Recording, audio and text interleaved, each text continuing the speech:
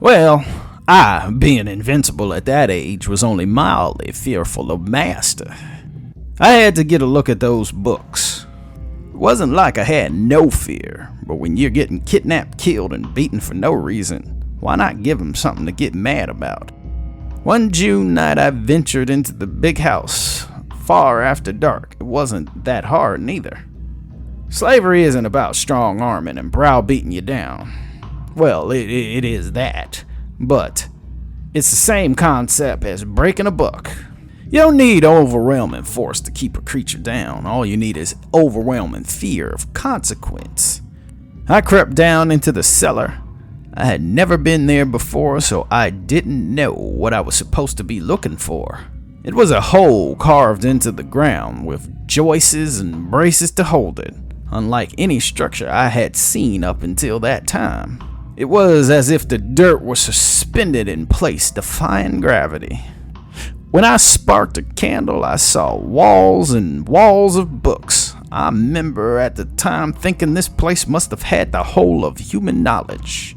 Don't tell young me about computers if you ever sidestep into the path. You may just kill me from the shock.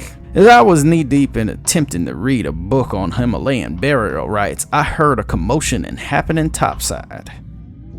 I scurried to the dark, making it my home. Unfortunately for me, it just so happened this was the one night Master Monroe had his little meetings.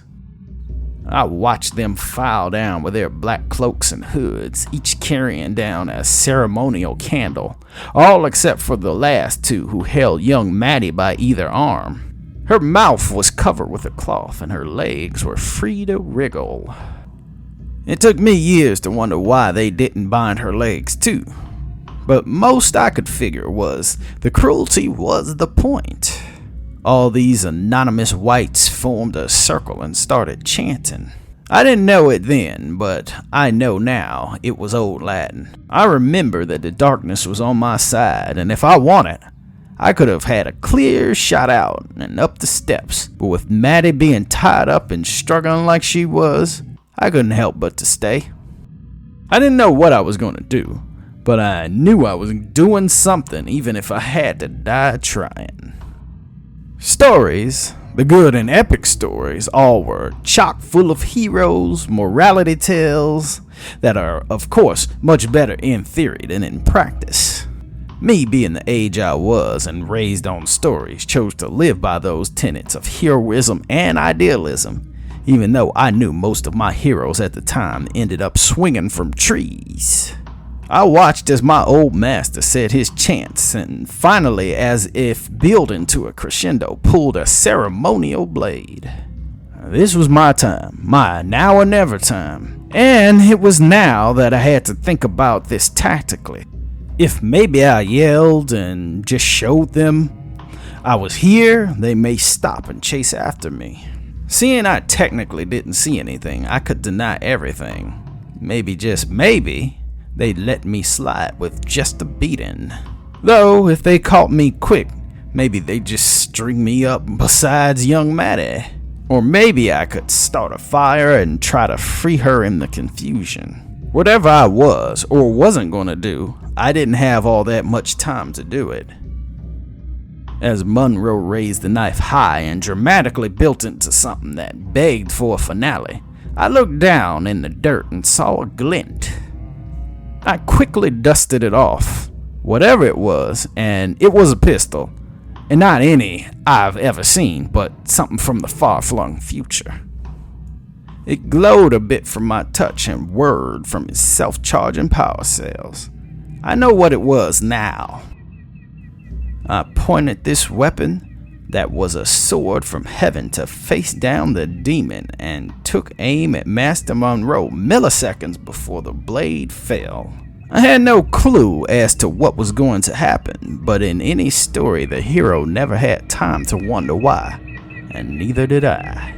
A stream of orange light struck that white man in the chest and carved a hole right through it. The fires of that stream sizzled and ate away at his flesh slowly, even after the shot. He fell over dead onto the altar. All eyes were on me. The blood of Master Moore mingled with the unholy altar, and that's when an extra-dimensional portal opened. The growls that came out of that place haunt me to this day. It rumbled with things that hungered for souls, yet never would be full no matter how many it took. Gnarled tentacles shot out of the void of blackness, so empty of light it was bright. The cult ran for their lives. Whatever it was they caught that night didn't seem as if it cared who it took. It just went on snatching absolutely anyone. I charged up and took Maddie from the altar, her on one shoulder and my heat in my other hand. The unknowable void reached for me, but I pulled the trigger 3, 4, 5 times and spit fire on those limbs until it decided I wasn't the one to fuck with. The cellar was a bloodbath, and those that the void didn't take, I shot. We were free for a short while, and I had been the hero of the day, not because of skill or cunning, but luck. And as I've grown older, I now count luck as a tangible skill. For many years, I wondered why that gun was just there, and I realized years later, I must have put it there. Was it my first paradox? It's still a concept that I can't exactly wrap my head around. If I put the gun there and saved myself, how did I do it the first time? Was it the universe? Was it my will? After 2 days, most of the slaves decided to run off. We were the last holdouts, me and mine that is. We had a few too many people up in age to just grab a bag and go. Me, myself, well, I never got to go. It was at that moment when the universe decided that my bill was due. As I was packing up a few books to take with me on our journey. Now, that's for another day. I was shunted all over the universe. Met quite a few people, heroes, legends. People that you thought never existed and those that you did, but didn't quite know the real truth about. I found out how to control time and space, or more so ride it like a wave. Eventually. You may ask me if any of this is real. I say to you, listener, the first thing about storytelling you learn is to make it interesting. And the facts truly don't matter. I'm Maurice Monroe, signing off. Hold on a minute. What's this in the back of the frame of this here picture? Numbers? Coordinates, maybe? We ain't too far from old Earth. It only takes me a few days out of my way. Signing off. I'm back, here in the old remnants of Georgia, before the reckoning. But I don't want to get ahead of myself, just in case you haven't lived through that in your timeline. Coordinates stop here. Guess I was meant to dig. X marks the spot and all that. I do not believe it, people. It's my family's book. I can't mistake it. All the tales and history of my line. It was added to as recently as the reckoning. Thank you, Bluebird, and thank you, Universe. I'll try not to let either of you down. Maurice Monroe, signing off.